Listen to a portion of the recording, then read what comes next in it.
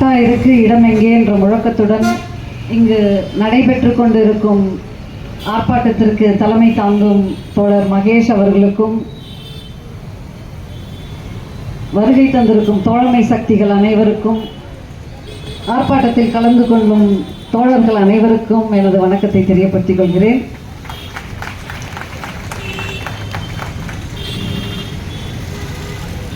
தோழர்களே, எனக்கு முன்பு பேசிய தோழர்கள் சொன்னார்கள், இங்கு பெரும்பான்மையாக இங்கு பட்டா வழங்கப்பட்டிருக்கு. எங்க வழங்கியிருக்காங்க? மேல்கதிர்பூர்ல 235 பேருக்கு பட்டா வழங்கியிருக்கிறாங்க. பல்வேறு கிராமங்களை சேர்ந்தவர்கள் இதனுடைய பயனாளிகள். ஓரிக்கை, செவிலிமேடு, திருப்புக்குழி, நத்தப்பேட்டை, கன்னிகாபுரம், இப்படி பல்வேறு கிராமங்கள்ல இருக்கிறவங்க இதனுடைய பயனாளிகளாக இருக்கிறாங்க. இந்த நமக்கு ஏற்கனவே தெரியும், ஊத்துக்காடு, சிங்காடிவாக்கம், மலையாங்குளம், இப்படி பல்வேறு பகுதிகளில் பழங்குடி மக்களுக்கு நூற்றுக்கணக்கில் வீடுகள் கட்டி ஒரு குடியிருப்பை இந்த அரசு 433 வீடுகள், அதுவும் ஒவ்வொரு வீடும் ரூபாய் 4,62,000 விகிதத்தில் கட்டி கொடுத்துருக்குறாங்க. வரவேற்கக்கூடிய விஷயம், பாராட்டுறோம். மக்கள் மன்றம் உண்மையிலேயே இந்த அரசை பாராட்டுறோம். ஆனால் இந்த குடியிருப்புகளை எல்லாம் தாண்டி 235 வீடுகள் கொண்ட இடமா இந்த மேல்கதிர்பூர் இடம் இருக்குன்னா அது எவ்வளவு பெரிய இடமாக இருக்க வேண்டும் என்று யோசித்து பாருங்கள் தோழர்களே. அது பல ஏக்கர் நிலமாக தான் கண்டிப்பா இருக்கணும். எனக்கு முன்பு பேசியவர் கேட்டார், அந்த இடம் ஏதாவது ஒரு முக்கிய அரசியல் அல்லது ஒரு ஆதிக்க சாதியினர் பெரும் புள்ளி கையில இருக்குதா? எதற்காக அதை அகற்ற தயங்குகிறார்கள்? தோழர் சொன்னார், தோழர் தொகுதி செயலாளர், சிபிஐ தொகுதி செயலாளர் சொன்னார், எங்களுடைய எம்எல்ஏ பேசினார், மாரிமுத்து அவர்கள் பேசினார், அதாவது வருவாய்த்துறை செயலாளர் ராஜாராமன் அவர்களிடம் பேசினார் என்று குறிப்பிட்டார். ராஜாராமன் சொல்றாரு, நீங்களா போய் அந்த இடத்தை பிடிங்க, எதற்காக அதிகாரிகளை எதிர்பார்த்து காத்துட்டு இருக்கீங்க அப்படின்னு சொல்றாரு. மகிழ்ச்சி தான், புரட்சிகரமா பேசுறாரு. நம்ம வருவாய்த்துறை செயலாளர் மிகவும் புரட்சிகரமாக பேசியிருக்கிறார். நாங்க தயார். நம்ம தயாரா இல்லையா தோழர்களே? தயார். ஆனா இடத்தை காட்ட மாட்டாங்களே, அதான பிரச்சனை. இடத்தை காட்டுங்க, இதுதான் அதனுடைய எல்லைன்னு சொல்லுங்க, நாங்க போறதுக்கு தயாரா இருக்கிறோம், எங்க மக்கள் அந்த இடத்தை பிடிப்பதற்கு தயாராக இருக்கார்கள், எங்களுக்கு காவல்துறை வேணாம், எங்களுக்கு எந்த பாதுகாப்பும் தேவையில்லை என்று சொல்கிறோம். இடத்தை காட்டுங்கள், நாங்களே போய் குடிசையை போட்டுக்கிறோம், எங்க இடத்தை நாங்கள் என்ன பண்றோம்? கைப்பற்றோம். ஏன்னா அரசு வழங்கும் போது வில்லங்கம் உள்ள இடத்தை கண்டிப்பாக வழங்கி இருக்காது. இது ஒன்று வழங்கப்பட்ட பிறகு ஆக்கிரமிப்பு செய்யப்பட்டதா அல்லது அதற்கு முன்பாவா என்பது தெரியவில்லை நமக்கு. தோழர்களே, ஏற்கனவே சொன்னபடி, தஞ்சை சொன்ன மாதிரி எங்களுக்கும் ஆசை இருக்கு, பழங்குடி மக்களுக்கு ஒரு ஆசை இருக்கு. வெறுமனே 20-25 வருஷமா எங்களுக்கு ஜாதி சான்று கொடு, எங்களுக்கு பட்டா கொடு, இதே கோரிக்கைகளை கேட்கறதுக்கு அவர்களுக்கே தயக்கமா இருக்குது. எங்கள் பொறுப்பாளர்கள் சொல்லுவாங்க கூட்டங்கள்ல, பயிற்சி நேரங்கள்ல, தயவு செய்து இது இல்லை அது இல்லைன்னு இந்த கூட்டத்துல பேசக்கூடாது. பேச வேண்டியது தேசிய அளவிலான பிரச்சனைகளை பேசணும். நீட் எப்படி வணிகமயமாக்கி கொண்டிருக்கிறது என்று பேசுங்க, அதை பேசுங்க. மது விலக்கு குறித்து பேசுங்க. இப்படி பல்வேறு விஷயங்கள் நடப்பு அரசியலில் என்ன நடக்குதுன்றத பேசுறத விட்டுட்டு எப்பொழுதுமே நம்ம இந்த பட்டா, ஜாதி சான்றுன்னு பேசிட்டு இருந்தா என்ன ஆகுது? இதுல ஒண்ணு கூர்மையா கவனிக்க வேண்டும் தோழர்களே. இந்த மக்களுக்கு தங்களுடைய பிரச்சனைகளை காட்டிலும், அதாவது ஒட்டுமொத்த நாட்டு மக்கள் சந்திக்கின்ற பிரச்சனைகள் எல்லாம் தாங்கள் சுமப்பதற்கு தயாராக இருக்கின்ற மக்கள் தான் இந்த பழங்குடி மக்கள். ஆகையால் தான் சொல்கிறோம் தோழர்களே, அதாவது இன்றைய ஏற்கனவே பிரதீப் யாதவ் என்ற கலெக்டர் நம்ம கழுதி ஆகணும். அதற்கு நம் மீது என்ன வழக்கு போடப்பட்டது? தேச துரோக வழக்கு 124A செடிஷன்ல போட்டான். போட்டு எல்லாரும் உள்ள இருந்துட்டு தான் வந்தோம், 8 பேர். இப்ப தமிழுக்கு திருப்பி ஏதாவது அப்படி ஒரு ஆசை வந்துருச்சான்னு தெரியல. ஒரு ஆமையை என்ன பண்ணிட்டாரு, அழகா போட்டு எடுத்துட்டு வச்சிருக்கிறாரு, ஆமை வேகத்தில் செயல்படும் மாவட்ட நிர்வாகம். இதற்கு கூட இப்ப இருக்கிற புதிய கிரிமினல் சட்டத்தின்படி மிக எளிதாக, அதாவது சுப்ரீம் கோர்ட் என்ன சொல்லுது அப்படின்னா, நாங்க செடிஷனை நீக்கிடுங்க, அது தேவையில்லை, அது காலனி ஆதிக்க சட்டம், அது திருப்பி இதுவரைக்கும் நம்ம பின்பற்றுவதே தப்பு, அதை நீக்குங்கன்னு உத்தரவு போட்டுருச்சு. ஆனால் இன்றைய புதிய ஐபிசி, பிஎன்எஸ், அப்படின்னு சொல்றாங்க. அந்த புதிய சட்டத்துல 152வது செக்ஷன் என்ன சொல்லுது தெரியுமா? 152வது செக்ஷன் சொல்லுது, எந்த ஒரு செயலும், அதாவது இந்த நாட்டினுடைய இறையாண்மைக்கோ ஒற்றுமைக்கோ எதிரான எந்த ஒரு செயலையும் என்ன பண்ணலாமா, நம்மளை வந்து தூக்கி அதே, அதாவது 124A செடிஷன் தேச துரோகத்துக்கு என்ன தண்டனையோ அதே தண்டனை இந்த பிரிவுக்கு உண்டு தோழர்களே. ஆக மீண்டும் பின்கதவின் வழியாக மீண்டும் செடிஷன் உள்ளே வந்திருக்கிறது என்பதுதான் உண்மை. இந்த அபாயத்தை நாம் தெரிந்து கொள்ள வேண்டும். அது மட்டுமல்ல, எனக்கு நினைவு இருக்கு, இப்ப சமீப காலத்துல நடந்த மிகப்பெரிய போராட்டம்னா அது SC/ST சட்டத்துக்கு எதிரான ஒரு போராட்டம். அதை நீர்த்து போக செய்ய நீதிமன்றம் முயற்சித்தது. அப்ப மக்கள் போராடி அதை என்ன பண்ணாங்க, நிறுத்தி வச்சாங்க. ஆனா இப்ப அந்த அபாயம் மீண்டும் வருகிறது தோழர்களே. என்ன அபாயம்னா, இப்ப இருக்கிற புதிய குற்றவியல் நடைமுறை சட்டம், அதாவது BNSS, இந்த சட்டம் என்ன சொல்கிறது, அதனுடைய பிரிவு 173(3) என்ன சொல்கிறதுனா, அதாவது நம்மலாம் இப்போ ஒரு கம்ப்ளைண்ட் எடுத்துட்டு போலீஸ் ஸ்டேஷனுக்கு போறோம். கம்ப்ளைண்ட் எடுத்துட்டு போனா அதுல ஒரு காக்னிசபிள் அஃபென்ஸ், ஒரு பிடியாணை தேவைப்படாத ஒரு குற்றமாக இருந்தால் உடனடியாக என்ன பண்ணணும், FIR பதிவு பண்ணணும். நம்ம மாதிரி செயல்பாட்டர்கள்லாம் போனா என்ன பண்ணுவோம், FIR போட்டு மற்ற வேலையை பாருன்னு நம்ம காவல்துறையிட்ட அதிகாரமா கேட்போம். இப்ப முடியாத தோழர்களே. இந்த பிரிவு என்ன சொல்கிறது என்றால், முதல் கட்ட விசாரணை நடத்தலாம். அது சாதாரண ஸ்டேஷன்ல இருக்கிற போலீஸே வந்து முதல் கட்ட விசாரணை நடத்துவாராம். அதற்கு அவருக்கு 14 நாள் டைம் வேணுமா, 14 நாள் டைம்.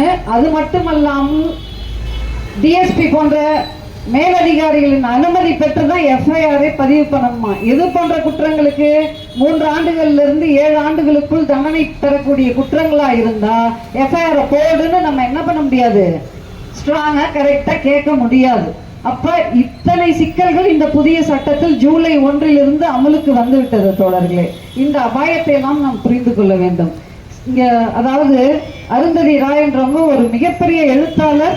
அது மட்டுமல்ல, அவர்கள் மிகப்பெரிய ஒரு செயல்பாட்டாளர். அவங்க மேல இப்ப வந்து ஊப்பா சட்டத்துல வழக்கு போடுறதுக்கு கவர்னர் அனுமதிச்சிருக்கிறாரு. ஊப்பா சட்டம் என்பது நம்மை போன்றவங்களை கவனிக்கிறதுக்கு, அரசியல்வாதிகளை, தேர்தல் கட்சியில பங்கெடுக்கிற அரசியல்வாதிகளை கவனிக்கிறதுக்கு PMLA சட்டம். இது போன்ற மோசமான சட்டங்கள் இன்னைக்கு நடைமுறையில இருந்துட்டு இருக்கு. அப்ப அருந்ததி ராய் மேல, ஒரு செயல்பாட்டாளர் மேல ஊப்பா சட்டம் பாயுதுன்னு நம்மெல்லாம் ஊப்பாவை திரும்ப பெறணும்னு வந்து கோரிக்கை வச்சு போராடிட்டு இருக்கிறோம். இன்னைக்கு ஊப்பா தேவையில்லை, இருக்கிற புதிய இந்த கிரிமினல் சட்டம் போதுமானது. அதுவே வந்து எல்லா பயங்கரவாத சட்டத்துக்கும் இணையாக இப்ப என்ன வந்திருக்குது, இந்த புதிய IPC வந்திருக்கு தோழர்களே. அதனால வந்து நாம் வந்து இந்த மாதிரி யாரையாவது அவமதிச்சு பேசுறோம், அதெல்லாம் வந்து தூக்கி என்ன பண்றாங்க. உதாரணத்துக்கு இன்னைக்கு நேற்று நீங்கள் ஒரு சம்பவத்தை பார்த்திருக்கலாம். மேதா பட்கர் என்பவர்கள் யார் அப்படின்னா, அவங்க பழங்குடி மக்களுக்காக போராடியவர்கள். பழங்குடி மக்களை எல்லாம் இடப்பெயர்வு செய்துவிட்டு அங்கு குஜராத்ல நர்மதா ஆற்றின் மீது அணை கட்டக்கூடாது என்பதற்காக பல கட்ட போராட்டங்களை நடத்தியவர் மேதா பட்கர்.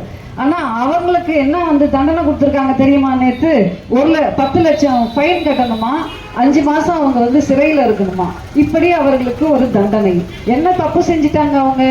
அங்க இப்ப டெல்லி கவர்னரா இருக்கிறாரு சக்சேனா, அவர் முன்னாடி குஜராத்ல ஒரு தன்னார்வ தொண்டு நிறுவனத்தினுடைய தலைவரா இருந்தாராம். அவர் வந்து இந்த மாதிரி அணை வேண்டும்ட்டு அவர் வேலை செஞ்சிட்டு இருந்திருக்கிறாரு. ஆகவே நீங்க வந்து இந்த பழங்குடி மக்களை நீங்க வந்து அடமான வச்சு நீங்க என்ன பண்றீங்க, வேலை செய்யறீங்கன்னு இவங்க ஒரு விமர்சனம் தான் பண்ணியிருக்கிறாங்க. இந்த விமர்சனத்துக்காக அவங்களுக்கு இத்தகைய ஒரு தண்டனை நமக்கு அப்படியே நினைவுக்கு வரணும். ராகுல் காந்திக்கு என்ன கதை நடந்தது, எப்படி அவர் MP பதவி அந்த தகுதி நீக்கம் செய்யப்பட்டார், கடைசி நேரத்துல தேர்தல் நெருங்குற நேரத்துல எப்படி BJP காரன் வேட்டு வச்சான் அப்படின்றது நமக்கு நினைவு இருக்க வேண்டும் தோழர்களே. இத்தனை பிரச்சனைகள் இருக்கு. ஆகையால் எதற்கு போராடுவது என்று தெரியாமல் தான் நாம் இருக்கிறோம். இந்த மாவட்ட ஆட்சியராக இருக்கட்டும், இவர்கள்லாம் வந்து இப்போ ஒரு அதிகாரி கேட்கிறாரு, இந்த மாவட்டத்தில் தான் பிரச்சனையா, காஞ்சிபுரம் மாவட்டத்தில் மட்டும்தான் இந்த பிரச்சனையா இருக்குதான், எல்லா மாவட்டங்களையும் பிரச்சனை இருக்குது.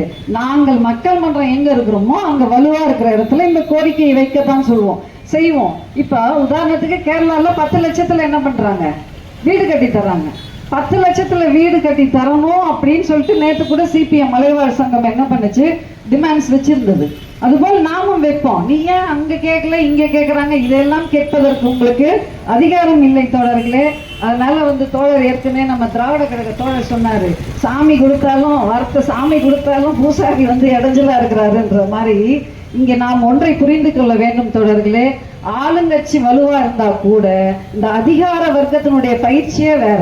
அதிகார வர்க்கம் எப்போதும் ஆளும் வர்க்கத்திற்கு, ஆதிக்க சாதியினருக்கும், முதலாளிகளுக்கும், கார்ப்பரேட்டுகளுக்கும் சேவை செய்யும் மனப்பான்மையில் தான் இருப்பார்கள். அதனாலதான் புரட்சியாளர் லெனின் சொன்னாரு, கம்யூனிஸ்டுகளே ஆட்சிக்கு வந்துட்டா கூட, புரட்சிக்கு பிறகு ஆட்சிக்கு வந்துட்டா கூட இருக்கிற அரசு இயந்திரம் ஊழலால் என்ன இருக்கு, உளுத்து போயிருக்கு. அதை டோட்டலா கழற்றி எரிந்து விட்டு புதிய ஒரு அரசு இயந்திரத்தை உருவாக்கினால்தான் நாம் என்ன பண்ண முடியும், நாம் நினைத்ததை, கட்சி நினைத்ததை செய்ய முடியும் என்று மிக தெளிவாக கூறியிருக்கிறார். அதனால்தான் தோழர்களே, அதிகார வர்க்கம் இப்படித்தான் இருக்கும். அவர்கள் எப்பொழுதும் யாருக்கு சேவை செய்யும் மனநிலையில் இருப்பார்கள்னா, ஏதாவது ஒரு ஆதிக்க சாதியினருக்கு. ஒரு அதிகாரி கேட்டார், எனக்கு இன்னும் நினைவு இருக்கிறது, அதாவது பழங்குடி மக்களுக்கு 1.5 சென்ட்ல நீங்க வீடு கட்டி கொடுக்குறீங்க, அவங்க பாத்திரம் கழுவ வேணாமா, அவங்க துவைக்க வேணாமா, பின்னாடி ஒரு அடி கூட இல்லையே, ஒரு 10 அடி சும்மா ஒரு அனுபவத்துக்காக கொடுங்க, அவங்களுக்கு நீங்க பட்டா போட்டு கொடுக்க தேவையில்லை என்று கேட்டோம். அப்ப அந்த அதிகாரி உண்மையிலேயே நல்ல அதிகாரி, நமக்கெல்லாம் செய்ய வேண்டும் என்று நினைக்கக்கூடிய ஒரு அதிகாரி தான். ஆனா அவங்களுக்கு இயல்பா, அதாவது இன்ஸ்டிங்க்டா வந்த கேள்வி என்ன தெரியுமா, அப்படின்னா நம்ம அவங்கள்ட்ட கேட்கணும். அவங்கள்ட்ட கேட்கணும்னு மகேஷ் கேட்டா யார்கிட்ட கேட்கணும், யார்கிட்ட கேட்கணும் 10 அடி நிலத்துக்கு. ஏன்னா அங்க ஒரு 100 அடிக்கு ஆதிக்க சாதியினர் ஆக்கிரமிப்பில் வைத்திருக்கிறார்கள் அந்த நிலத்தை.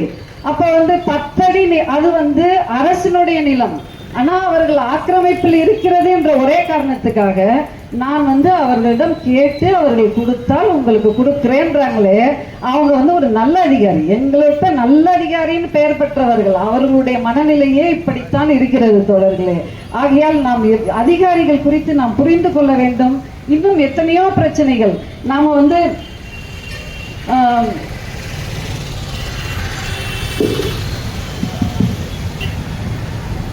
இன்னும் பல்வேறு விஷயங்கள் இருந்தாலும் தோழர்களே, நாம் தொடர்ச்சியாக போராட வேண்டி இருக்கிறது. இன்னைக்கு நரிக்குறவர்களையும் பழங்குடி பட்டியலில் சேர்த்திருக்கிறார்கள். இன்னைக்கு நமக்கு சுத்தமா பழங்குடி மக்கள், இருளர் மக்களுக்கு என்ன இல்லாம போக போகுது, கல்லூரிகளில் சீட் இல்லாம போக போகுது. இவ்வளவு நெருக்கடிகளை நாம் சந்திக்க போகிறோம். ஆகையால் தோழர்களே, நாம் இதற்காகவும் போராடுவோம், நம்முடைய பிரச்சனைகளுக்காகவும் போராடுவோம். சர்வதேச அளவுல, தேசிய அளவிலான பிரச்சனைகள், சாதி வாரியான கணக்கெடுப்பை எடுன்னு சொல்லி கோரிக்கை வைப்பதற்கும் நமக்கு என்ன இருக்குது, கடமை இருக்கிறது தோழர்களே. ஏன்னா நம்ம உண்மையான கணக்கெடுப்பு எடுத்தாதான் பழங்குடி மக்கள் எவ்வளவு பேர் இருக்கிறாங்க, இதர தலித் மக்கள் எவ்வளவு பேர் இருக்கிறாங்க என்று ஒவ்வொன்றையும் நம்மால் கணக்கெடுக்க முடியும். இதையெல்லாம் வைத்து தோழர்களே, இந்த அதிகாரம், இந்த வெறும் இந்த ஒரு பட்டா விஷயத்திற்காக மட்டும் இந்த மாவட்ட நிர்வாகத்தை நாம் சொல்லல. பிரகாஷ் தீவன கம்பெனி போராடி, நடு இரவில் போராடி நம்ம அதை என்ன பண்ணோம், மூடணும். ஆனா எப்படியோ மூடின ஒரு வாரத்துக்குள்ள ரகசியமாக இந்த மாவட்ட நிர்வாகம் அவர்களுக்கு மீண்டும் அனுமதியை வழங்கி இருக்கிறது. நம்மளுடைய வேண்டுதல் என்னவா இருந்தது, இவன் இவ்வளோ இந்த சுற்று வட்டாரத்து கிராமங்களை எல்லாம் நாரடிக்க வைக்கிறான், இவன் அந்த நாற்றத்தை மறைக்கிறான், என்ன பன்னீரை ஊத்தி மறைக்கிறானே தவிர அறிவியல் பூர்வமாக தொழில்நுட்பத்தை பயன்படுத்தி அந்த நாற்றத்தை ஒழிப்பதற்கு அவன் எந்த மெக்கானிசமும் வச்சிடல. இதையெல்லாம் நாம் என்ன பண்றோம், எப்படி நீங்க 2029 வரைக்கும் இப்பொழுது இந்த மாவட்ட நிர்வாகம் அவர்களுக்கு அனுமதியை வழங்கி இருக்கிறது. இதைதான் நாம் கேள்வி கேட்கிறோம். இப்படி பல்வேறு விஷயங்களில், அது கழிவுநீர் விஷயமாக இருக்கட்டும், இல்ல மருத்துவமனை விஷயமாக இருக்கட்டும், எல்லாத்துலயும் நம்ம இப்ப கூட கலெக்டர் ஒரு மெசேஜ் அனுப்பிச்சிருக்கிறாங்க, என்னுடைய கதவுகள் திறந்து இருக்குது, நீங்க வரலாம், நீங்க என்னோட உங்களுடைய பிரச்சனைகளை சொல்லலாம், நான் தீக்க காத்திருக்கிறேன் அப்படின்னு சொல்லிட்டு ஒரு மெசேஜ் தோழர் லாரன்ஸ் அவர்களுக்கு அனுப்பி இருக்கிறாங்க.